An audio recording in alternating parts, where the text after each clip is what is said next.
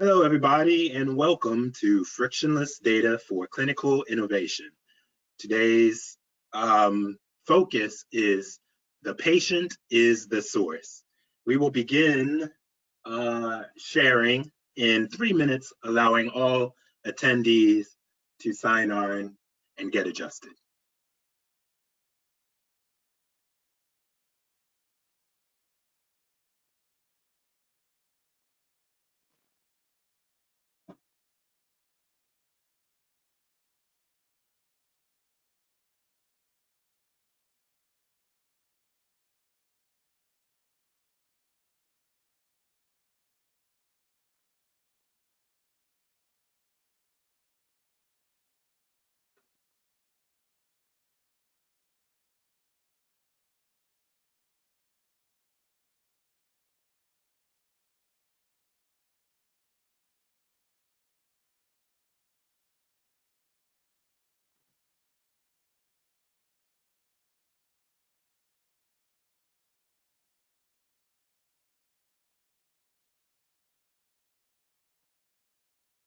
Hello and welcome all attendees to Frictionless Data for Clinical Innovation.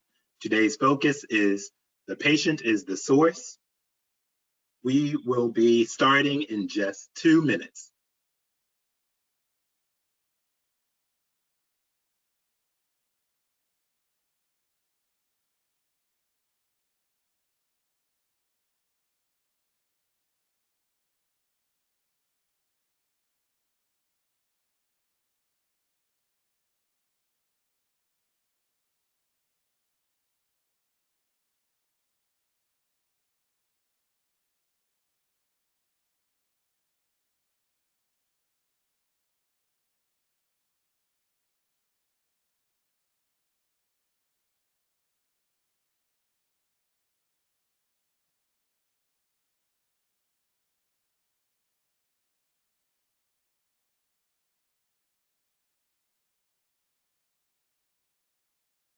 Hello and welcome all attendees to Frictionless Data for Clinical Innovation.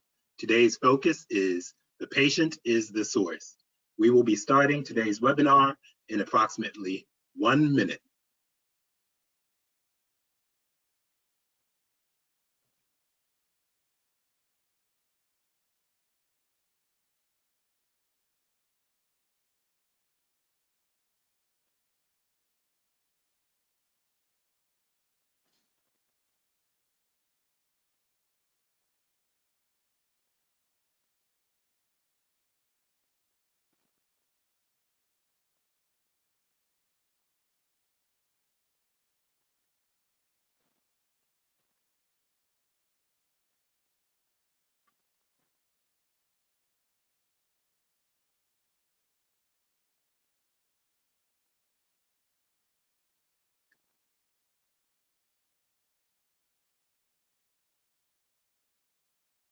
Hello and welcome all attendees to Frictionless Data for Clinical Innovation.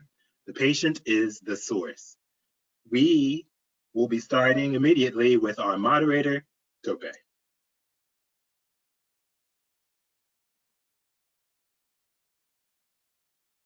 My apologies. Hello, everyone, and thank you for joining us today for part 2 in our webinar series, Frictionless Data for Clinical Innovation, The Patient is the Source. I am Timmy Tope Keys, VP Business Development at Adaptive Clinical Systems. I am joined today by Jennifer Gaskin, Senior Director Quality at Centrexion, and Dannelle Palmer, Vice President, Clinical Operations at OncoBay. Before we get started, just a couple of pieces of housekeeping.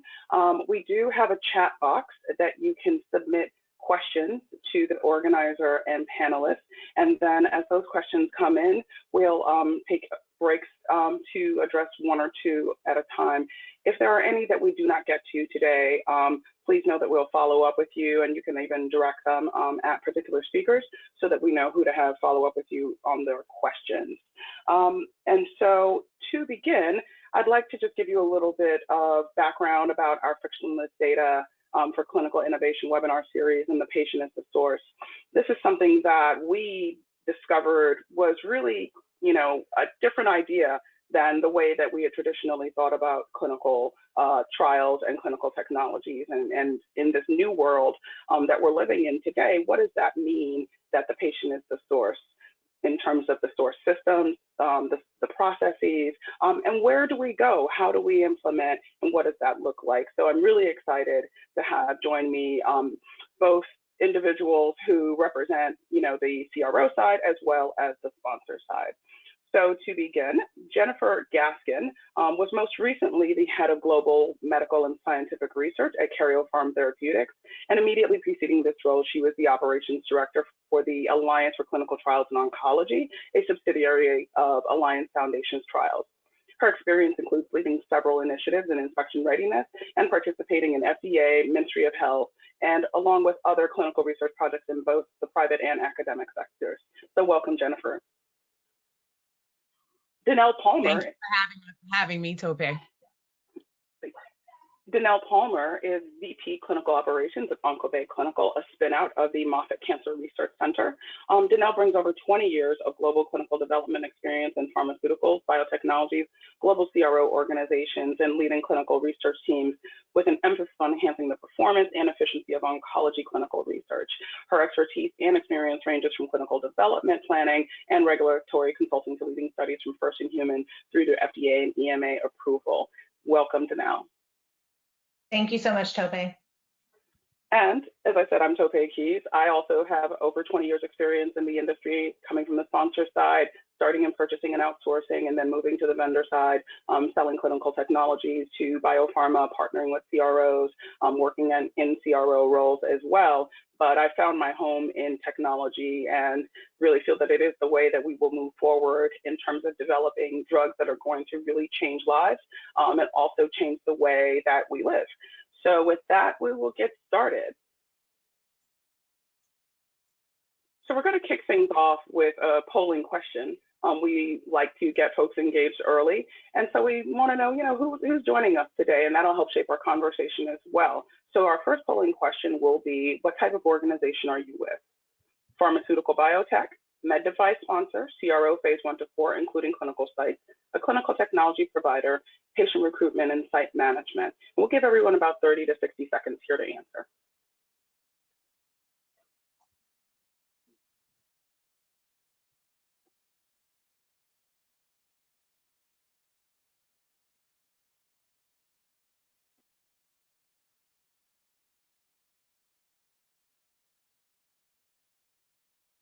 Okay.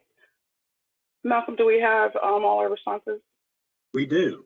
Let me share what percentages we have in each category. 38% in pharmaceutical biotech, 31% CRO, and 31% clinical technology provider. Well, that is balanced. You don't normally get that, but that's fantastic. So glad to see that we have a nice mix, although no med device present. So to kick things off, I just want to review the topics that we're going to be covering today. First, we're going to talk about what does it mean to recruit, retain, and engage patients in a remote manner. And then we'll move to how we sustain and manage those very valuable site research relationships. And what are the tools like EMR, EHR, eSource, mHealth wearables, and how do they play a role in these changes that we are seeing happen in our industry and revolutionizing clinical trials? And finally, what are the changes that we need to make from an operational perspective so that we can successfully implement decentralized trials and to still facilitate the fast data acquisition and enable the real-time insights that we're all looking for? So to kick things off, what does it take to recruit, retain, and engage patients when you're remote? And I'll present this to Dannelle first from the CRO perspective, because I think that's a unique challenge. Yeah, absolutely. Thank you so much.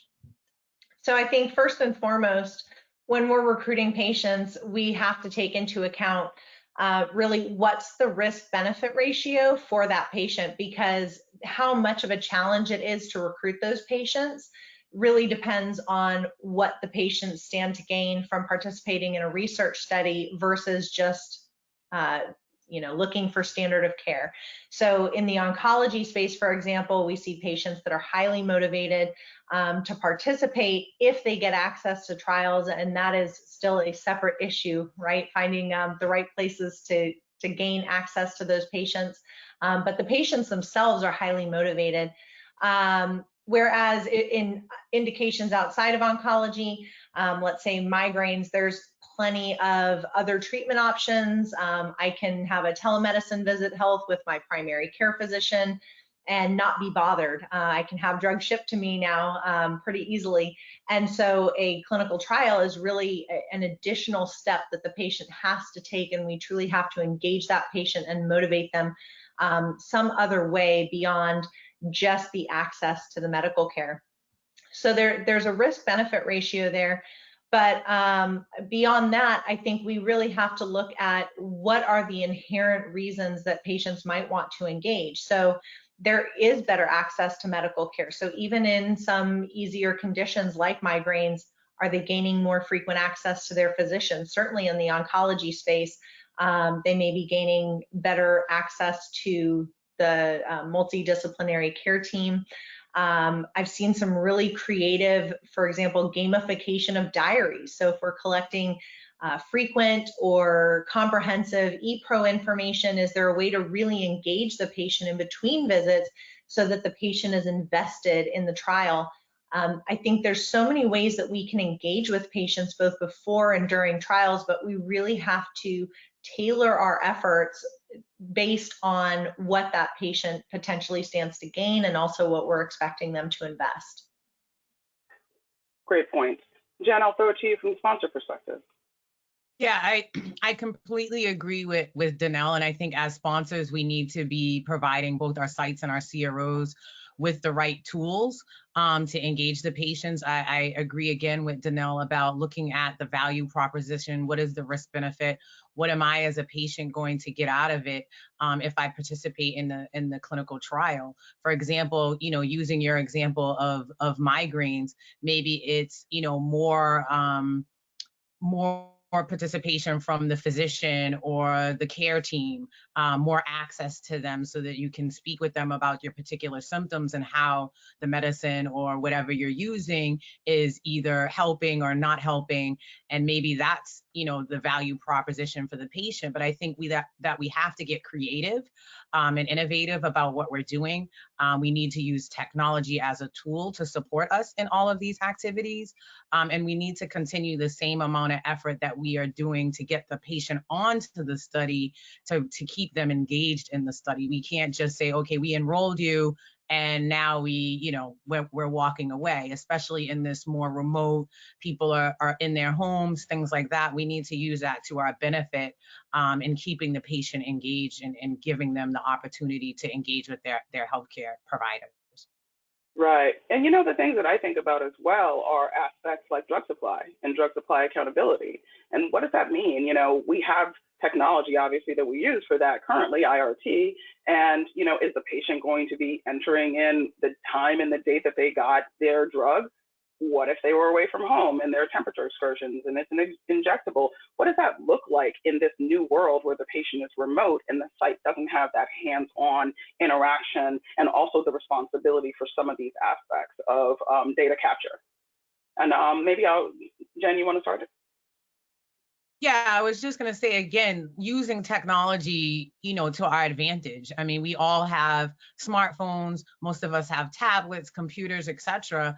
And there's creative ways that we can send notifications to the patient and have that information going directly back into our EDC or our IRT program. So, for example, you mentioned about drug supply and drug accountability. So if we are dispensing drug or mailing the drug to the patient, because a lot of times now, with the way things are, you're not having the patient come in and pick up the drug. So maybe we use a tracking system. I mean, we all use it every day with Amazon, UPS. You can tell exactly where your package is. So why couldn't we use a similar technology to track whether or not the patient, has their drug, are they taking their drug, et cetera? And it could be just as simple as sending a text reminder and having them respond, yes, I took it. And so then you log it that way, or maybe it's that at the end of when they finish their drug, you're having them, take a picture and mail the empty blister pack back to you so you can confirm that, the drug has been taken and completed. So there's a lot of, technology out there. We're all wearing wearables, Fitbits, Apple Watches, Aura Rings, all of that stuff. And we can tap into that as medical professionals and use that as tools for us to maintain, patient compliance as well as patient engagement. So I think we really need to think about the technology that we have available to us and using that to support our clinical trials. And Dannelle, I'm going to kind of flip it a little bit. As a CRO, obviously you've got a couple of key deliverables. At the end of the day, what you deliver is data to sponsors. But what are the cost implications of the activities that are going to be needed, the tools, the technologies, the things like home nurse visits? What does that mean when you're trying to recruit, retain, and engage patients in this remote manner for a CRO? So I think we really have to take, a tailored approach to every trial, because what any patient or any trial has to benefit from these different modalities really depends on the demands of the trial. So there's so many ways that we can decentralize trials, or that we can reduce patient burden, or that we can engage with patients. There's remote vendors for drug that will actually ship prepackaged drug and also have, telemedicine capabilities. There's smartphone apps essentially that will look at, physically what is the patient taking and putting in their mouth. And then we have home health providers where we can send them out to do infusions or provide injectables or do labs. So there's so many different ways that we can be engaging with a patient in between provider visits. But like you said, each of those has a cost. And, some of that's taking away from what the site is doing. Some of it's on top of what the site is doing. But ultimately, it's all about a risk reduction strategy.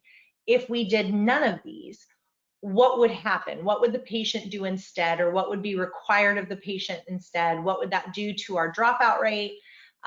What kind of patient compliance would we see? And, one good thing I'm seeing about a lot of these apps is that we're seeing a lot better data on patient compliance, which gives us a lot better validity of the data that we have in-house afterwards. So I think ultimately, yes, there's a cost to it, to answer your question. But when we look at it as part of an overall risk reduction strategy, there's ultimately a benefit to that cost. And that's what we have to balance when we're choosing these providers. Definitely. Excellent points there. So moving to our next question, and I think this ties back directly to a lot of what both of you have said with regard to how we sustain and manage those valuable research site relationships. They are traditionally the source of our patients, right? Their role in the workflow now has really changed. And so how do we sustain and maintain those valuable relationships who may be KOLs, who value the interaction that they have with sponsors and CRAs, et cetera? What does that mean to have research partnerships in this environment? Maybe Dannelle, you take that one.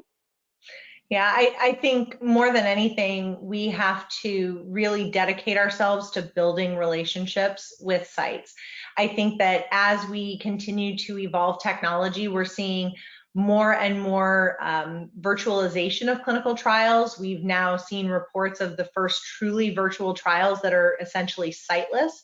And I do think that we're going to see an increase in the number of, if not siteless, then decreased site models where there is more direct to patient outreach. And I think that overall, those are a good thing.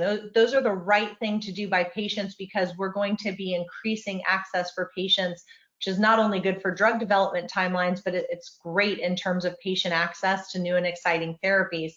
But it does leave something to be desired for our sites. And I think our sites are still important. Like you mentioned, Tope, we do have KOLs, we have researchers who have invested their lives into this, and we do still need to be able to go to those sites and have them be there to carry the more difficult studies and enroll the studies that we have to do, let's say, on site or hands-on.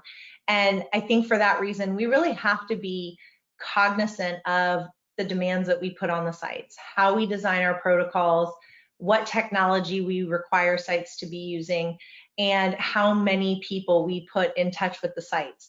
Are we asking them to be in touch with 10 different people from our CRO, or do we just give them a single point of contact? Are we asking them to log into 20 different portals, or have we streamlined that so that it's a simpler method? I think anything that we can do to ease site burden and really make it simpler for the sites and really site-centric, to use a very overused and abused term. I think we really have to show appreciation for the sites that are still giving access to patients and doing research right. Definitely, definitely. And Jen, from your perspective, I know in your most recent role you were involved in investigator-initiated trials. What does that look like today or in the future? Agree, and I mean, I agree with everything that Dannelle said. And again, I'll loop it back to technology. As you mentioned, in my most recent role, I was managing independent research studies, and we had a number of steering committee meetings and things like that we had held virtual, as well as when we were doing our engagement around ASCO with KOLs, et cetera. We were using a platform that was almost like a Facebook, but they could log in, they could look at slides, they could ask questions, and those questions would go directly to our MSL team, so that we were able to continue that level of engagement with our key investigators, with our investigators that were on studies. We made it almost like a virtual, booth for the organization. That way they were able to ask questions, come in, they could initiate, contact with somebody if they wanted to, but the information was there and available to them for them to look at. So again, I think we need to really look at what do we have available to us from a technology perspective to aid us in having these conversations. But I also agree, with decentralized trials, we have an opportunity here to diversify our patient populations on clinical studies, which has been a challenge for as long as clinical studies have been around. And when we're bringing the study to the patient, as opposed to having a middle person or back, when we were children, we used to play telephone. And that's essentially what we're doing. We're sending it through the site to get to the patient. So, I think that direct to patient contact, will certainly improve our metrics in terms of diversity. I also think it could improve our metrics in terms of retaining patients, because it gives them an opportunity to speak directly with, the person that's conducting the research. So I think, we have a number of opportunities here, for both the site and the patients. Fully agree.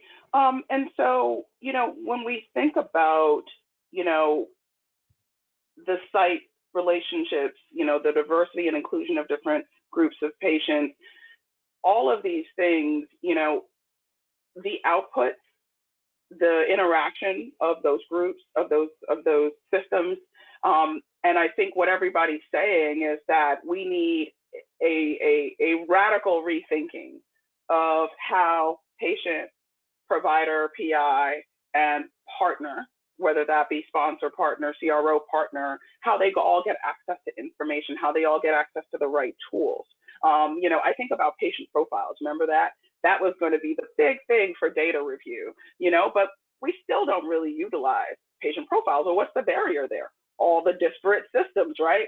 So we end up with this Frankenstein model for clinical trials that we're trying to now challenge and, for all intents and purposes, break the model in order to innovate and still deliver the life-saving therapies that organizations like Centrexion are working on. So with that, I want to take a stoppage here and see if we have any questions that have come up in the chat. Malcolm, do we have any questions? No, right now, no questions from our attendees.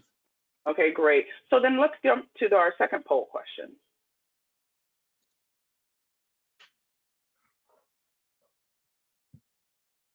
So our second poll question is, are you considering any of these new digital tools? And you may pick more than one. Please select all that apply.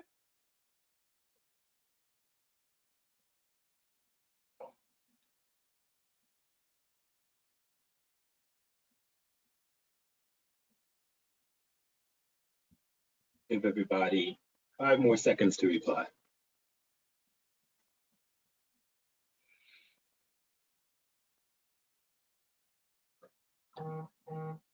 All right, I think everybody's input has been considered. Here are the results, Tope. All right, so wow, EMR, EHR by a bit here. So we're looking at, and analytics and mHealth, wearables. Okay, so our leading is actually analytics, but that goes back to that patient profiles thing I was talking about with regard to, holistic data, but also EMR, EHR, which speaks to some of our patient recruitment topics, mHealth and wearables. I think Jen's been alluding to that quite a bit. So thank you so much for all these answers. This is really helpful and leads into our next question. Our next topic. So today, we are looking at technology, right? Adaptive clinical systems, what we do is we not only integrate, but we make data interoperable, right? Because you're looking at all of these new digital tools. But, Dannelle, why do we need to adopt these tools from the CRO perspective? So, I think these tools are really critical, and not to copy right off of our webinar title, but the patient is the source, right? So every time we transcribe data away from the patient, we are actually introducing a chance for error. And as we were thinking through, I guess just in preparation for this webinar, I started thinking about how EDC came about. And 20 years ago, a CRF really made sense. Well, I should say 25 years ago, because 20 years ago, we were just starting to use EDC. But 25 years ago, a CRF really made sense because you had paper charts at a site. You needed a process to extract key points of data. Those would be physically mailed into a data warehouse where they would be double data entered into a clinical database, which looked really just like a database. It was purely a computer program for all intents and purposes. That's not what we do anymore. We now have the opportunity to do direct transfer from EHR, which we have a strong majority of our research sites using, especially in the oncology space, but even outside of oncology. And you can now transfer data directly from the EHR, and a good chunk of it really, into effectively the clinical database if you wanted to. We could run the same discrepancy management straight on the clinical database, and the EDC is really just front-end user access to that clinical database. So do I think the EDC is going away? Absolutely not. There's still going to be challenging data that it's going to take us a while to figure out how to get that straight out of the EMR. But I think, to the extent that it's possible for us to treat the patient as the source and not introduce that additional step of transcription, we have to do so. And I think too often we rely on processes that evolved 25, 30 years ago, and we leave the processes in place, we leave the infrastructure in place, and we just layer new technology on top of it. And we don't really stop to think, does this process still make sense? Should we still be doing it this way? Or do we really need to, kind of tear down the old process and reinvent this based on the technology that's available today? Definitely. And Jen, I'm going to kind of flip this for you. What is it with the sponsor world? And we kind of know, right? We're highly regulated, the most regulated industry. And as a result, we're highly risk averse because the consequences are not just bad publicity, but fairly substantial penalties. So I think the sponsor world has adopted new technologies, most obviously EDC, et cetera, but there's been a range with some of these newer tools like EMR, mHealth, wearables. What are the barriers? What's keeping sponsors from doing, the things that they need to do to make data capture, data analysis, data optimization, data delivery better? I think it's exactly what you said. We're risk averse. We're afraid to try new things because we don't want to be the one that gets, slapped. I also think that, I would challenge, and Dannelle, you can cover your ears, but I would challenge, our CRO partners to challenge, us as sponsors to adopt new things. you know, the worst thing that anybody can say is that's how we always did it. Like that means nothing to me, nothing to the regulators, anything like that. You need to really think about each study individually and what is going to make sense for that study and that patient population. And I know that it's not something that we like to do on the sponsor side because again, there's risk involved, there's work involved, etc. But I think we're at a point, you know, like you said, Dannelle, you know, 25 years ago, this made sense. In 2020, it doesn't make sense. We're all walking around with the data. We're walking around with our phones. We're walking around with the Apple Watch. You know, my physician comes in the room and he's either on a laptop or he's on a computer in the room. There's no paper files. Everything is getting entered into an EMR. You know, I have my phone, my Apple Watch, and all that data can actually goes directly into my EMR for my physician. Or if I see physicians in multiple different places, they all now have the EMR. Mine in Massachusetts in particular is called My Chart, and it's all linked. So when I go to my other physician somewhere else, they can say, oh, you're on this, and that medication. And I don't have to read off the medication list because as Dannelle said, as soon as human intervention comes in, that enters the margin of error. So I think we really need to, you know, we are risk adverse. So why not use the tools that we have to remove risk or to mitigate risk? And by mitigating risk is connecting directly to the source as opposed to having the middle person entering data and doing those things. So I completely agree with everything you said, Dannelle. And Dannelle, I thought you had some really interesting thoughts on the regulatory framework and how that ties into the selection of new technologies in order to meet the challenges that we're seeing. Yeah, I mean, you know, just the same way that Jennifer said, you know, she wants to challenge her CRO partners to challenge the sponsors, right? I think the regulators have really thrown down the gauntlet and said, you know, especially with ICH E6R2, and we've heard the same guidance from FDA and EMA. I mean, they want us to change our approach. I think we stand on processes that have protected us for a long time, that are tried and true. But what the agencies want is for us to really use risk-based processes and leverage the technology that's available to the extent that it's possible. And I think we really haven't seen in this industry yet how far that can be stretched. And I don't mean, you know, stretching for the sake of stretching things, but I do think that the agencies are looking for us to avail ourselves of new technologies and new processes because we can get more done and we can get more done better with higher quality, higher efficiency. And we just have to change the way that we do things. But I think, you know, we like to think that we're in a highly regulated industry, and certainly from a documentation perspective, we are.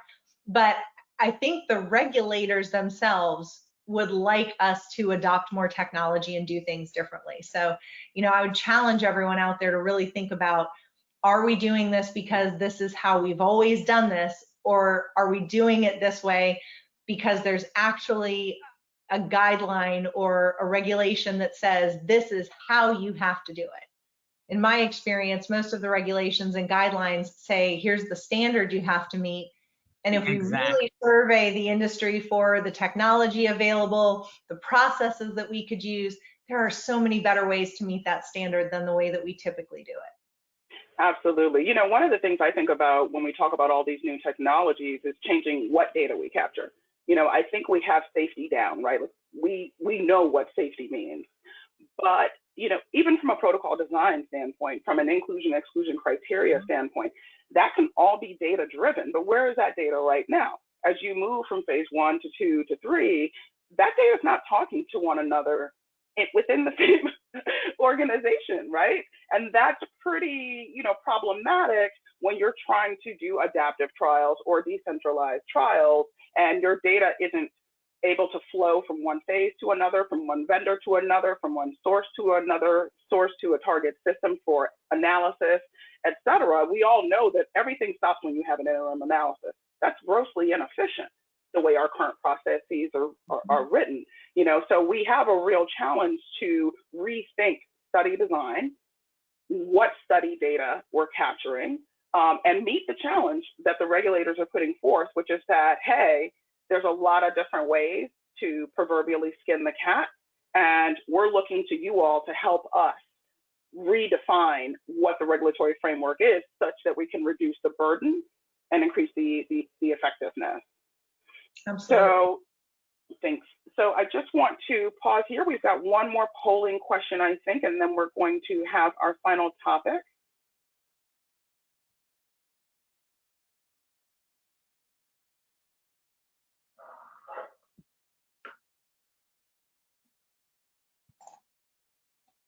So our final polling question is, what clinical and data operations changes are needed to more successfully implement decentralized trials? And you can, again, pick more than one.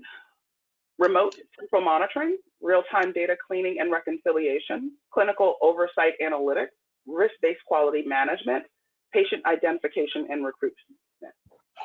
We'll give you everybody about 30 or so seconds to answer.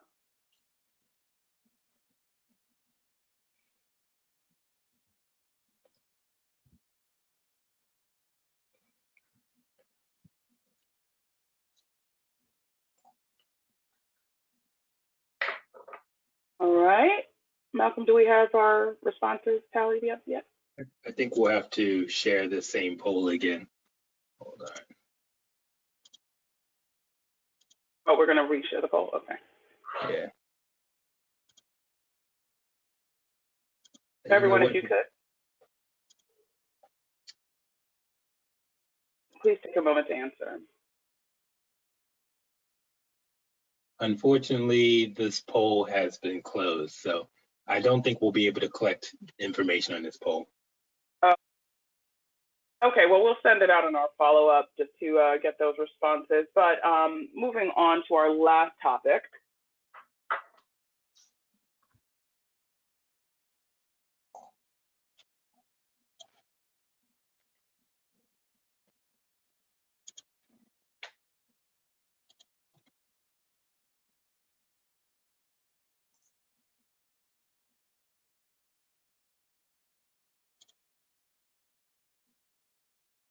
Is it showing our screen? No, I think we lost the slides. No, Okay. we did, yeah. Sorry, let me share the screen.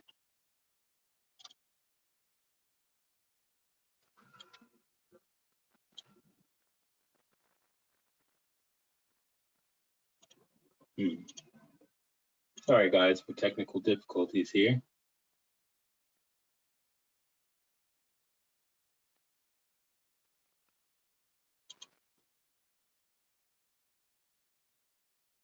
Can you see this question? Yep. It's So, back. it's following on our polling question, and we've talked about the regulatory framework and the tools. What are the process changes that we need to make in clinical and data operations to successfully implement decentralized trials? Jen, why don't you kick things off? I mean, obviously, we'll need to put in place updated policies and procedures to support a DCT study on the sponsor side.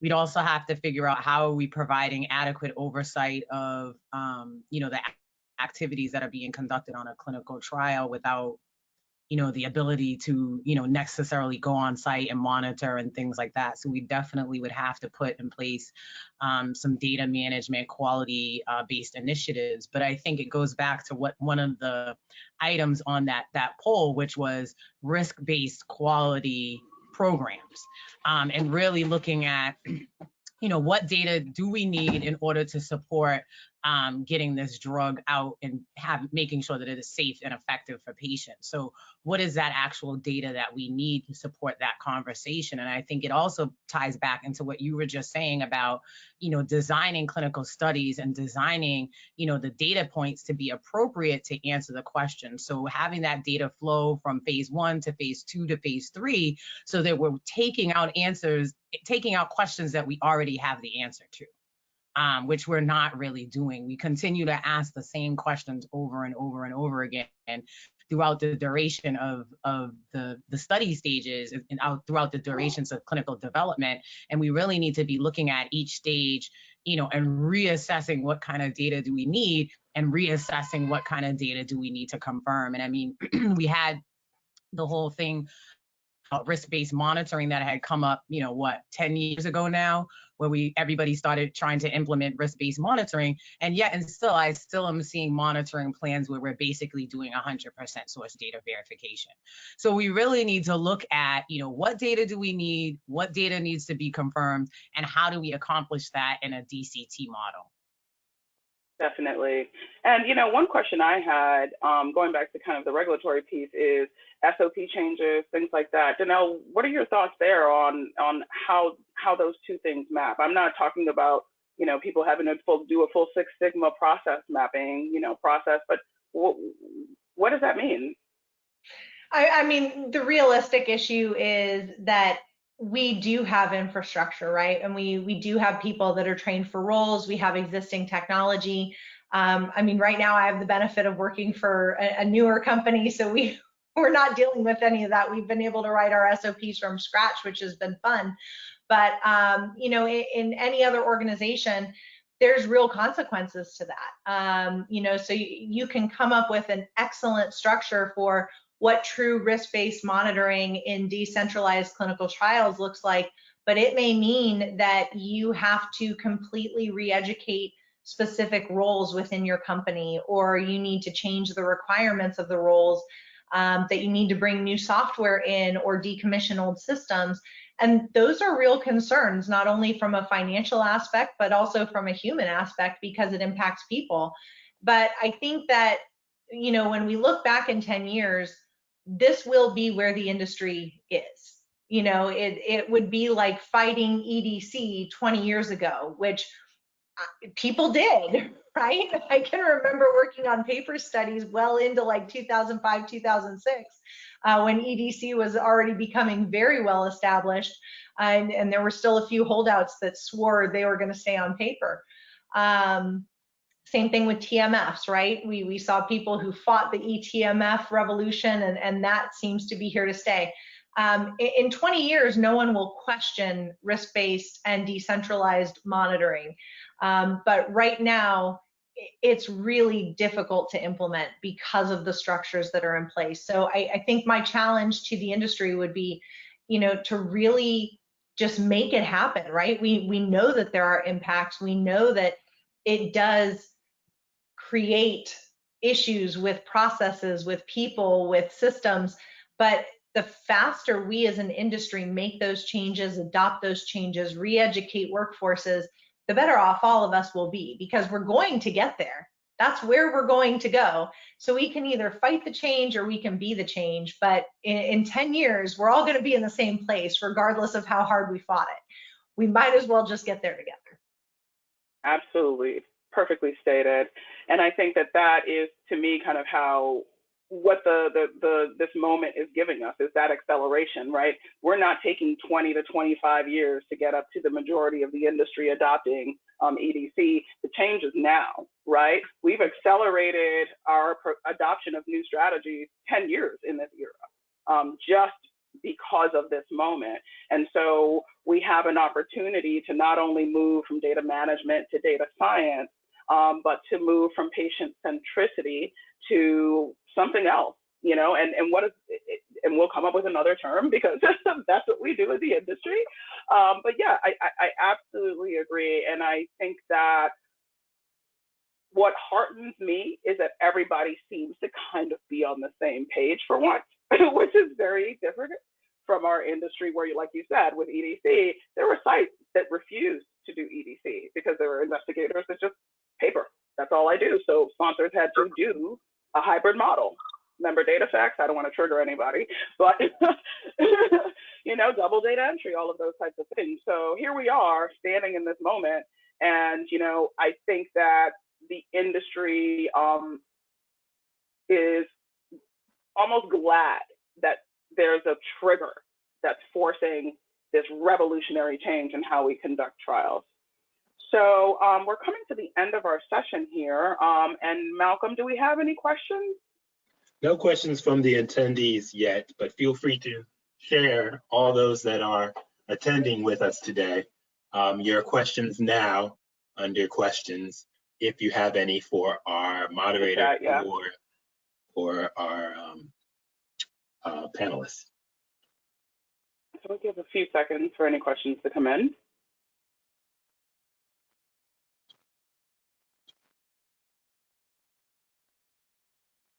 All right, we have a question from one attendee that asks us if we will be distributing content post the meeting. Yes, we will definitely be posting the meeting and sharing sharing the recording with all of our attendees. Okay. We have another question that asks, are there any technologies out there that are capable of pulling data from patient source, example EMR or EHR, and integrating it with a clinical database? Yes, actually there are. So obviously we provide at Adaptive Clinical Systems an integration interoperability platform. And so we can take data from, say, Epic, which is a commonly used EMR system at many research centers, and then via our platform, move that data into your EDC, whatever you're selecting. And then we also, have the ability to develop connectors. So one system can talk to another system. So there are a lot of ways you can do it. I think the challenge is to move away from the batch data load, especially when it comes to EMR, EHR, because there's a lot of noise within an EMR database relative to clinical research, right? And what we actually need, going back to something we talked about earlier, is to really focus on what the data is that you want coming out of EMR. And that way, when you're integrating it into your clinical database, you're actually getting useful, actionable data. I don't know, and I think, Dannelle, at OncoBay, you guys are using that as part of your delivery model, correct? That's absolutely correct. We are on all our studies with our sites, including direct EMR to EDC upload.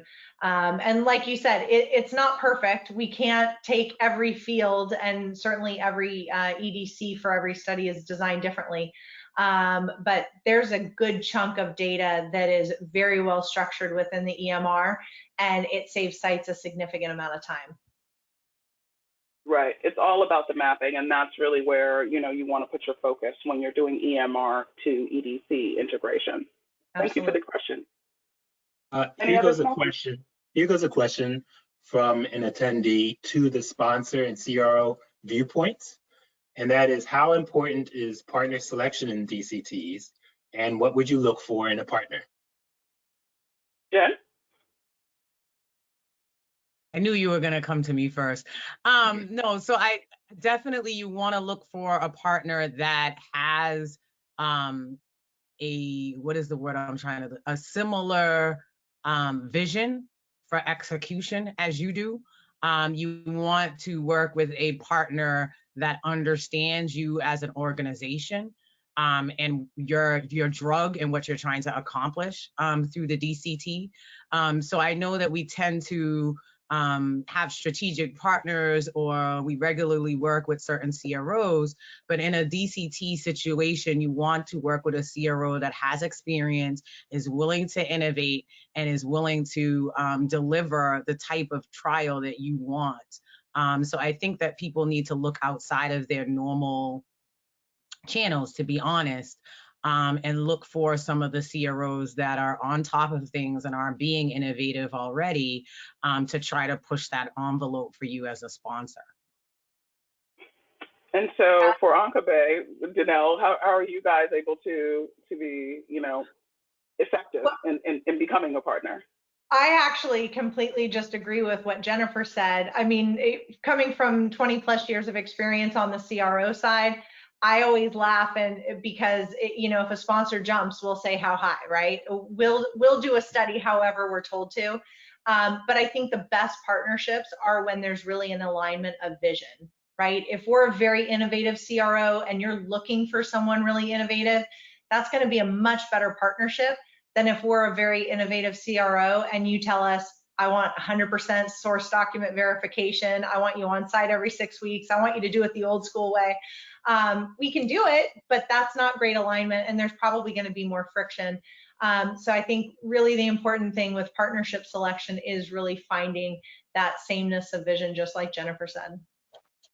I think as sponsors, we tend to dismiss those things like, oh, well, we know it's this large CRO, so we know we can do it. And we tend to dismiss the fact that we're not aligned. But like you said, Dannelle, it always creates friction down the line, and it creates problems as you're trying to execute the way that you want to execute as a sponsor. So you have to have that alignment up front. It's very important. And I'm curious, Jen, from the sponsor perspective, how do you maintain flexibility in that scenario, right? You have a program that's ongoing, you had a partner, say for phase 1 to phase 2, use certain tools. How do you flip? How do you get the inertia?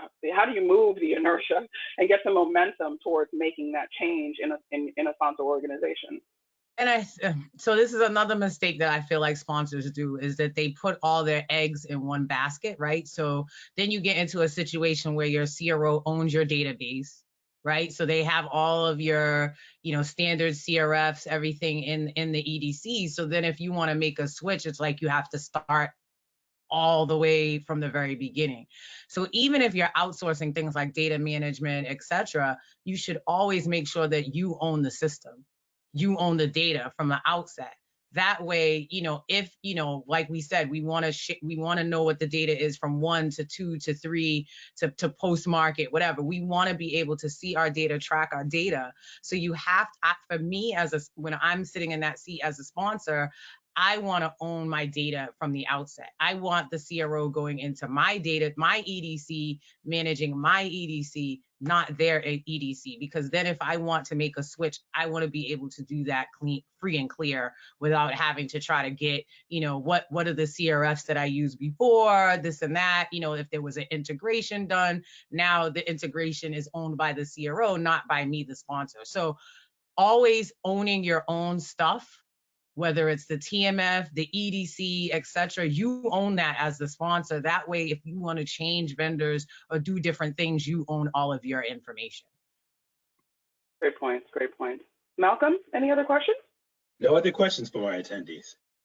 All right, thank you so much, Dannelle and Jen, for a great discussion today. I do hope that all of our attendees found it helpful, maybe prompted some new thinking, some new ideas. And so I just wanted to give you some information. If you have any additional questions, of course, you can reach out to me if you're on the sponsor side, and my contact information is there. And then my colleague, Mitch Collins, who handles the CRO and the other providers. And then finally, if you want to talk about your next oncology program, please do reach out to Dannelle Palmer at OncoBay, and her contact details are there, and that'll be all in the follow-up materials that you receive as well. So thank you all for joining us for Frictionless Data in Clinical Innovation. The patient is the source. We look forward to seeing you on our next session.